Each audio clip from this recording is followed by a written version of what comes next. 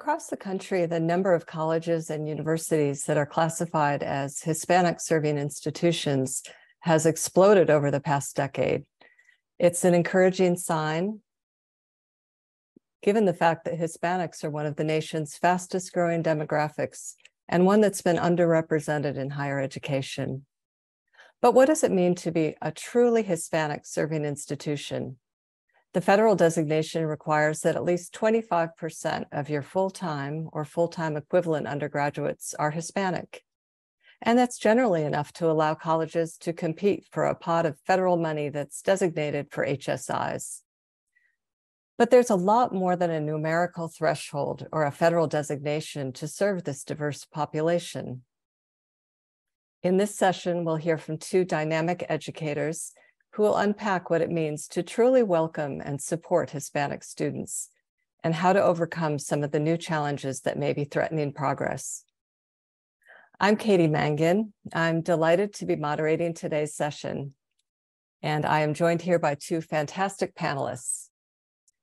Gina Ann Garcia is a professor at the University of California at Berkeley's School of Education and the author of Becoming Hispanic-Serving Institutions: Opportunities for Colleges and Universities. Maria Angelica Garcia is president of Santa Rosa Junior College. Her work has included building support for guided pathways, apprenticeship programs, dual enrollment, and community outreach for K-12 students and adult learners. I'm excited to hear their ideas. So let's dive right in. Gina, wonderful to have you here. Thank you so much for joining us. You and some of your colleagues have coined a term, servingness, to refer to the priorities that you feel Hispanic-serving institutions really should be pursuing.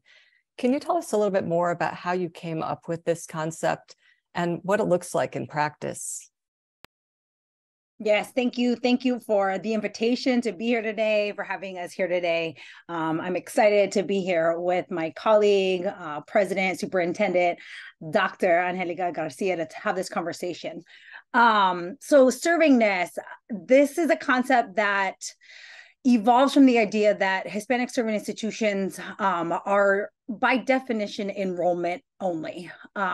So the federal designation requires you to meet that minimum threshold of 25% Hispanic, Latino, Latinx, Latine students, and then you become eligible for the federal designation, which then opens you up to the opportunity to apply for federal dollars, which are competitive dollars. I like to say that because I think it's important to know that like institutions don't just get the money. I wish they did. I wish it was more equitable, but it's actually a competition, right? Then you have to go and compete for the dollars, the federal dollars. Both Title V and Title III under the Higher Education Act are provide funding to Hispanic serving institutions. And then some of other federal agencies also provide funding through competitive grant processes. But the reality is the enrollment doesn't feel good to most of us that do this work. Anyone that's ever worked at an HSI or attended an HSI like myself, or writes about HSIs, does research, to stop at the enrollment just seems wrong. It seems egregious. It seems harmful. It seems like you're tokenizing Hispanic, Latino, Latinx students. And so the idea of servingness takes us to that next level. And it gives us a conceptual way to think about how we do more than just enroll our students, that our students need and deserve more than us just enrolling them and continuing to serve them in the same ways we always have. And so from an equity standpoint, I think of servingness as we do work, important work that supports students who we know are facing different challenges. When there's inequities and we see inequities in experiences, inequities in outcomes, then how do we support those students? And that tends to be students of color. It tends to be Hispanic, Latino, Latinx students. It tends to be Black students. It's Native students. It's low-income students, students who have faced a variety of challenges simply because of who they are. And so the servingness framework allows us to center their identities and think about how we can do higher ed differently. How do we start to do it differently than it was historically and has been historically? And particularly in a space where the diversity is present, because diversity is compositional. And with HSIs, they are predominantly, tend to be predominantly students of color. Of course, it gets more complicated when you get into higher levels. It isn't always the same when you get into faculty or into higher levels of administration or governing boards. They don't necessarily, the diversity doesn't necessarily transcend. And so this, the servingness framework allows us to dig into that and to think, well, what else, where else should diversity, right, from a compositional perspective be showing up? And gives us a way to structurally think about redesigning for better futures for our Latino students, which are growing in numbers. And we now see over 600 or nearly 600 HSIs in the US, and they will continue to increase. So yeah, it gives us a framework to think about that.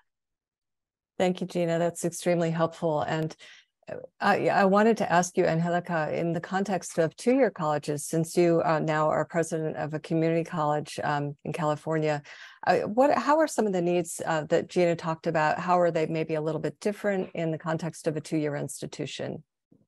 Thank you, Katie. I'm so excited to be joining my colega hermana here, Gina and Garcia. And I think what calls to mind, so I come from a background where I started as a high school teacher, then I went into a four-year institutions and landed in the community colleges. And some of the major differences are that community colleges, at least here in Califas in California, open access institutions. We talk about taking the top 100% of every student, every graduating class. The predominance of our students enroll part-time. They are managing work, their family life, their kind of position in the community. And a lot of times the age range is beyond the traditional undergraduate age student that a four-year institution would boast. The other is that we have students who are coming for both career, academic, and transfer education. So there are some students that might only be with us for a semester or two for very specific career technical education training, and others that will be with us a little bit longer as they're doing their pathway to transfer. And so the approach of the four-year and even the way the federal grants outline it are very structured in a year one, year two, semesters 1, 2, 3, 4. And that is not the lived reality of most community college students, and certainly not, for purposes of this conversation, I'm just going to say Latinx. I know it could be Latino X A, but I'm just going to say Latinx. And so with that comes this element of how it is that sometimes programmatically the research that comes out of amazing scholars, even like my compañera here, Gina, it often is framed around this four-year model that does not match the predominance of where Latinx students are enrolling for higher education. That's absolutely right. And I'm sure it has a lot to do too with the way institutions are rewarded. When you mentioned that there's a lot of focus on graduation rates, transfer rates, but so many of your students really are not interested in that. They're coming to take a workforce training program. I mean, how frustrating is that to you to see that a lot of the important work that you're doing isn't necessarily being adequately measured? Oh, well, I mean, don't get me wrong. I think that definitely focusing on the metrics is important, but I think that the metrics have to go beyond just final completion of a program. I think we need to look at that because to Gina's point before, if we're not looking at the servingness all the way to completion, then all we're doing is enrolling Latinx students without the promise or the fulfillment of completion. But I think along the way, we look at metrics such as course success rate disaggregated across student populations, term persistence rates. How is it, how many students are we losing from one term to the next, from one year to the next? And so we look at progression data so that we're getting a chance to provide a level of support and interventions in a just-in-time model, as opposed to at the end when we say, oh, well, they've already left us, so let's send them a survey and ask them why they left us. That's, they're done. They've moved on from us at that point. So how are we staying connected with them throughout? And this idea of servingness, and this isn't the question that you were necessarily asking me, but I'm going to lead into this next one, is how are we setting up our environments in higher education, in our colleges and institutions, where students can feel like they're seen, heard, valued, that sense of belonging, that they're getting a level of teaching and learning and experiences that are culturally relevant, culturally grounded. And I would argue that it's not just for Latinx students, but I think culturally relevant teaching practices and services practices is beneficial for every student. We just have the mandate that for at least Santa Rosa Junior College, I have 42% of my overall student population are Latinx. That is no small number. Some colleges in this state are upwards of 80%.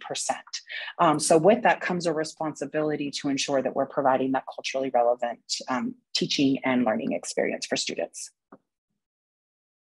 Gina, I wondered if you'd like to jump in with some of the research that you've done recently that focuses on that important issue that Angelica raised about belonging, about some of the specific strategies that colleges can take to make sure that students, all students, but in particular in the context of this conversation, Latinx or Hispanic students feel that they belong on campus. For sure. I think the idea of providing a culturally relevant educational experience, that's core to the servingness framework. It's core to what I would say the work of Angelica and a lot of the California community colleges are doing, which is centering the students who are there, which is generally students of color, right? And Latinx, which I know there was a question about our use of language. So I did answer it in the Q&A, with the X being allowing us to be more, fluid in a gendered language. But I think that beyond even providing that those culturally relevant practices, because it's both in and out of the classroom, which is what we talk about in the servingness framework, is like it's the classroom, like what faculty are doing in the classroom, instructors are doing in the classroom matters, but the outside support services also need to be responsive to the students and their needs, right? For example, if you're in supporting students with disabilities, let's say, in disability support services, that doesn't necessarily mean it's culturally relevant, doesn't necessarily mean it's relevant to students who are queer or undocumented or all these other ways that students are showing up. And so we're really pushing folks to think just having a service isn't enough, that those services also need to be culturally relevant or culturally responsive to the students on campus and their needs. Counseling and psychological services, let's say, students of color and students who are multilingual are demanding counselors and psychologists and therapists who look like them and or can speak in their own languages, right? That can be responsive to their needs in those sort of ways. So those are, I think, get to your question about the belongingness, like that matters, that like anywhere I go on campus, I can feel like I can be my whole self, and that it's going to be okay, right? And that there's going to be people there who can respond in those sort of ways, those culturally relevant ways. I think the other thing to say that I don't think we spend enough time, and it's in the servingness framework, but I don't see us talking enough about, is that like racism happens on college campuses, all college campuses across the country. Even if you have a bunch of people of color in the classroom, faculty might also be people of color or not, but looking out on that sea of faces that are very diverse, there's still a lot of structural racism that's happening and showing up. And that's the part of the belongingness question. If we're just saying we're creating inclusive spaces and everybody belongs here and everybody is included here, the question is, all right, but who doesn't feel like they're included here?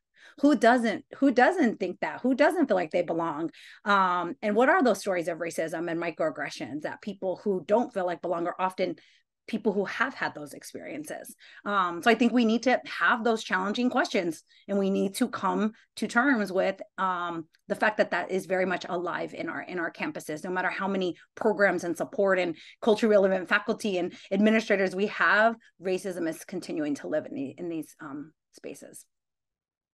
A question that's come up from a few of our listeners and also in my reporting is what it means. We talk about the importance of culturally relevant programming and supports and services, but in light of the recent challenges, attacks on diversity, equity, and inclusion, Angelica, I'd like to ask you, what additional challenges does that pose for you when in this kind of environment to be able to continue doing the work that you're talking about? Yeah, so one example that I want to think of, it's very tangible, and I'm going to say not a super exciting one, but a critical one, is that in the state of California, through our processes, we have just received that we're supposed to include DEIA, diversity, equity, inclusion, accessibility measures as part of the evaluation for employees, including faculty. So we have this particular legislative mandate that we need to respond to, while simultaneously receiving the news from the Supreme Court regarding any kind of affirmative action practices. And so now we're in this space where how do we still support the value of what it is to say that we want educators, and when I say educators, I'm talking everyone from faculty, classified professionals, administrators, that we want educators to be able to name and connect how it is that they know the students that they have. And so I answered in the chat here about culturally relevant practices, includes a sense that a given institution within your curriculum, within your programs, within your services, you are acknowledging and connecting to the cultural diversity of your institution. So for some of our colleagues here who might be at a predominantly Black institution, my guess is that culturally relevant practices and pedagogies is going to look different than maybe thinking of a college like Oxnard College in Southern California that's like 83% Latinx. So there's that element of it. I believe that the kind of work like this, it's easy to get distracted. And just to use, we're only here for 30 minutes, so I'm going to use very shortcut language. I think that these kinds of efforts become distractions. They become a way for us to focus on language and wordsmithing and who's being left out and who's not, instead of going back to the question of how do we know who the students are today that are in our institutions? What do we know about their hopes, goals, dreams, aspirations? What do we know about the ways in which their life parameters are challenging them? And what is it that as institutions, what are our policies, our practices, and our procedures that get in the way of student success?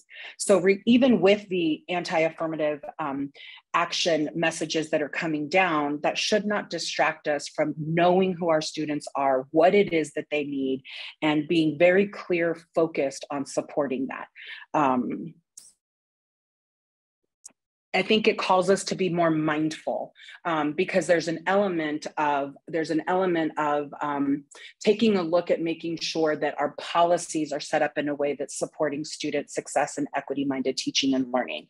Our practices and our procedures, those are the ones that we can undo a little bit faster. So those are my thoughts on that particular question. So I guess the bottom line is we continue to do the work and we continue to do it collaboratively with our constituency partners in a shared governance space, faculty, classified professionals, managers, and students. Tina, I wanted to ask, did you want to follow up on what and how?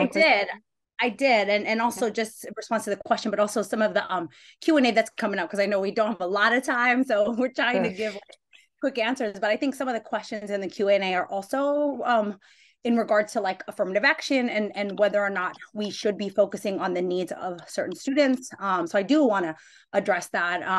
I think the reality with the attack on affirmative action is the data are clear that affirmative action does actually help to at least try to level the playing ground, right? That we are talking about an unlevel playing ground, that higher education has never been equitable. It's never been equitable. It's not equitable in 2023. And that is, it gets back to my comment about how racism just continues to show up, and white supremacy, and the ways we account for a lot of things, and we admit people and enroll people. And so there are still inequities, and there are still, tremendous amount of disparities in outcomes and experiences. And that's what the serverless framework, we talk about outcomes and experiences.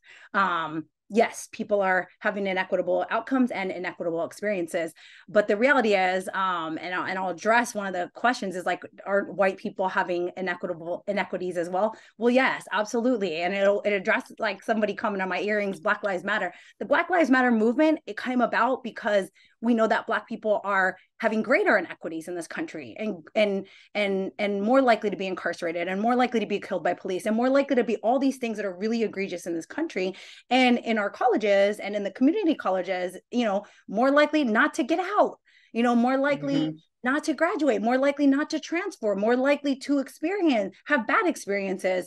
And so to say that, like, yeah, all lives matter is like, yes, we are not saying all lives don't matter. We're just saying that things like affirmative action and things like equity and the equity conversation is because there is inequities, right? And the data are very clear in that. So if we are doing data-driven decision making, we have to contend with that. That if the data are showing inequities, then the data are showing inequities. That we know that some students are having greater disparities. And so that's the conversation. And that's the Hispanic serving institution conversation is Hispanic, Latino, Latina students are not entering higher ed. And the number that matches the number of kids in K through 12 that are Hispanic, multilingual, Spanish speaking, immigrant, all of those wrapped up, they're not entering higher ed at the same number. It's a very small, the pathway gets very, very small into higher ed. So Katie, I'm so sorry. I feel like I need to jump in on something here because I feel like a lot of the questions are coming in about culturally relevant. So let me just share some context about Santa Rosa Junior College has been in existence for 106 years. I just started on July 1st of this year. I am the 6th superintendent president of this organization, which every other person has had 20 plus years in this role, except for my predecessor who was 12. I am the first woman to be in this role. I'm the first Latina and the first out queer. What I'm sharing about that is, as someone who was looking for president superintendency roles, I know that I have gifts, talents, skills, research to support HSI institutions. So I was specifically looking for HSI designated institutions. I wanted a place to really support, for all the reasons that Gina was saying, supporting institutions to provide access to the largest population group in the state of California. Just the mere presence of me being me, I think just breathing is a fresh air for some folks, because I look, I sound, I smell, I talk, I live differently than my 5 male predecessors. I'm a working mom, I have small children. So everything about who I am, that intersectionality, I'm offering it in these roles. So I believe that servingness, going back to this notion of, you know, even at the leadership level, and I'm not saying that everyone has to be a Latinx president to work at an HSI. Please don't misread that. What I'm simply saying is that, at least for my institution at this time in Sonoma County, there is a different presence around leadership for the college. And there are some things that I imagine are going to be really great and some things that might be challenges and different from before. But I do believe that in a leadership perspective that names and honors our Native American community, the fact that we have a very small African American student population, but that does not mean that we're not focused on their success and their experience as well, right? And I just refuse to allow for us to get into these competitive spaces, because to go back to where Gina was saying, you know, institutionalized racism really has groups that have traditionally not had, we start to fight for what is left. And that's what I mean about don't get distracted. Don't get distracted on, well, they got this, I got that. Let's talk about how do all of these services and efforts support the learning of all students. Just unapologetically naming that as an HSI, we have a level of responsibility to deliver on the servingness part. Can you talk to Angelica? When we spoke earlier, you mentioned how as a new college president, one of the important things to you was to really get to know who your students are, and you obviously, both of you, appreciate the wide diversity of the Hispanic or the Latinx population. And I think both of you talked about the importance of not treating this group as recognizing that you're a Hispanic serving institution, but not treating it obviously as a monolith. Can you talk a little bit more about how you went about that in your first couple of weeks as a president, sort of getting to know who your students are? Great. Yeah. So I did visit, I have 5 particular sites that start from the south end of Sonoma County and Petaluma all the way up to the north end. And just for references for folks, colleagues across the country, I have a main campus campus in Santa Rosa, a campus in the city of Petaluma. I have a public safety training center where all of first responders and EMT folks are there. I have a farm, which I love. As a Central Valley girl, I love that I have a farm. And then we have a center in Roseland, which is known as our predominantly Latinx community center. But my point being, in getting to know students, I recognize that there's a breadth of diversity of Latinx folks in this county. So whether recent immigrants, the Latino experience on the west end of the county is very different than those that are closest to the proximities of Santa Rosa and Petaluma or up north. The tribal relations that we have and the ways that our communities intermix is a part of it. So I, in a very short way, was going out into the community, going to all the sites, connecting with people. I'm living in this community. I'm a part of it. I have children who are going through the same school system. And so in that experience, I am not someone who's kind of driving in, I'm going to be president, I'm going to drive out. I really am a part of the community and learning that experience. The other is just also recognizing that with our immigrant population, they are not predominantly of Mexican descent. We have a growing population of Central American, South American. So even recognizing the diversity within the Latinx community is something that's a part of the conversation. I wondered if either of you would also like to address another question or point that another listener who wrote in earlier made about how the decision to attend college in many cases is very much one that the family makes together. And I wondered if you could talk a little bit about some of the things that colleges can do to help engage those families, whether it's Spanish language outreach materials or just sort of getting to know the parents and being able to reassure them that this move makes sense for their son or daughter. You want me to go? No, go ahead. You jump in. I'll answer some of the questions in the chat. Yes, absolutely. So I think some of the things that are going on in Hispanic serving institutions across the country are absolutely exactly what you said, that we're starting to serve families in their languages, in their communities. I think some of the best things you can do is actually go into the communities. And I think it continues drawing on what Angelica said, right, about living in the communities, breathing with the communities, being with communities. HSIs are very much a reflection of the communities, because the college going patterns of Latino students is that they go close to home. That's what we do. And I say we because that was my decision. I was like, okay, 20 minutes away, let's go, right? I'm going back home at the end of the day.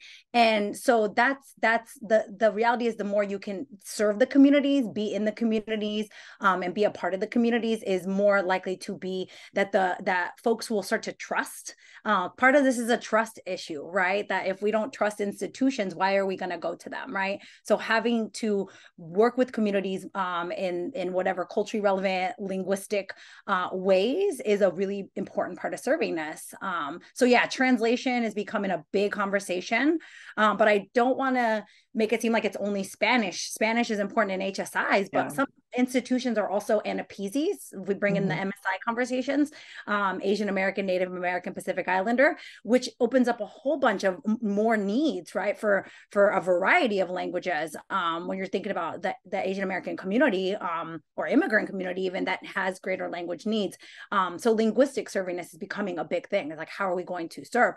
But I will say real quick for the people in the back, if you ask people to speak multiple languages, to translate anything, your website, your anything, pay them, because that is a skill. So being multilingual is downplayed in this country. Being multilingual is a skill. And so if we want people to do that and to serve our communities in that way, we need to start being very critical about the fact that that's extra labor, often on communities of color, to do that work, who are going to do it anyways, because it's in our core. Right. It gets to Angelica's point about like, a lot of us, we show up to do this work because it's who we are. We show up and just showing up, we embody the servingness just by stepping into the space. I think that where I want to add with this particular element is, and I'm trying to pull some of the questions that have come in here. So I love that you said, yes, pay them. We offer differential pay at my district for folks who in their job, they're asked and expected to provide support services in Spanish in particular. But some elements on the finances. So there were some questions here about, well, what are the financial barriers and challenges? I think a big component is how do we continue to demystify the role that FAFSA has? How do we educate our communities about what it means to complete an application for financial aid, what it means to leverage and get all of the local, statewide support, federal support to the extent imaginable. And for me, I like to say, how are we designing our practices so that our financial aid offices are really thinking with how can we provide this service, support students without making them feel like they constantly have to prove their worth? Because sometimes the sentiment in the delivery is that students are trying to pull one over on us, that they're not being truthful, instead of just saying, okay, we have some incomplete information. Let's figure out how to make it easier or simpler or streamline it. Having events where families and parents can come with students. And so from a community college perspective, there's a lot of what's known as Cash for College events where you demystify financial aid. You talk about what it means to pay for things, all the hidden costs, and you offer that in a way where I will tell you in a lot of Latinx communities that it's bilingual, that it's in Spanish, that there's space for children to run around and play because, you know, they're going to bring them mijos and mijas. You know, like that's kind of one of the elements, and continue to demystify and educate, because working and supporting Latinx students to complete, right, not only at the community college level with an associate's degree, but ultimately a bachelor's level and beyond, that is generational wealth. That is disruption of generational poverty that gets to happen when those kinds of educational attainment markers are met. And we need to talk about that as a community. So another example of what does servingness look like? It looks like opening day. If you are at an HSI, your college president should be naming that we are an HSI. Your college president should be showing disaggregated student data and how students are comparing in all kinds of metrics, and inviting the broader college community to streamline and find solutions so that we can work on that. Well, I'm afraid we are nearing the end of our session. And I wondered if either of you have any other final takeaways, just brief, that you'd like to leave our audience with before we have to sign off. I will say this conversation is just beginning. The HSI, the servingness, the equity. If you're committed to DEI, there's so many questions about DEI. Nobody can take that from us. So if you're committed, you can't take that from people. You can pass all the policies, all the things you want, but if you're really committed, you're going to show up and do the work, right? That's why it's important to have folks who are committed to this work in educational spaces, because we're going to do it regardless of what you call it, right? We show up and we do this work because we're gonna do it. The other thing I will say is ¿Qué pasa HSIs for the podcast folks? Angelica was a guest in season 2, but we talk about all things HSIs all the time on ¿Qué pasa HSI? So if you're asking more, you want more with HSIs and you listen to podcasts, I'll plug the podcasts. Great. Angelica, any final words? I think where I'm just left with is our Latinx communities across the country are counting on our organizations to be there for generations to come. And so I hope that the work that you're doing, that we are thinking not just for the students of today, but really thinking about for the generations to come. This problem or the issue of marginalization is historical, longstanding, but I believe that with the right people, the right support, the right training, the right accountability, and remaining student and mission centered, I fully believe that we can move our colleges into that space of becoming serving institutions, student serving institutions writ large. Thank you so much. I'm afraid that's about all the time we have today, and I know we've barely scratched the surface, but thank you so much to Angelica and Gina for taking time out of your very busy schedules to talk to us about these important issues. And thank you to the audience for joining us and for all the great questions you sent in. I will hand it back now to Ian.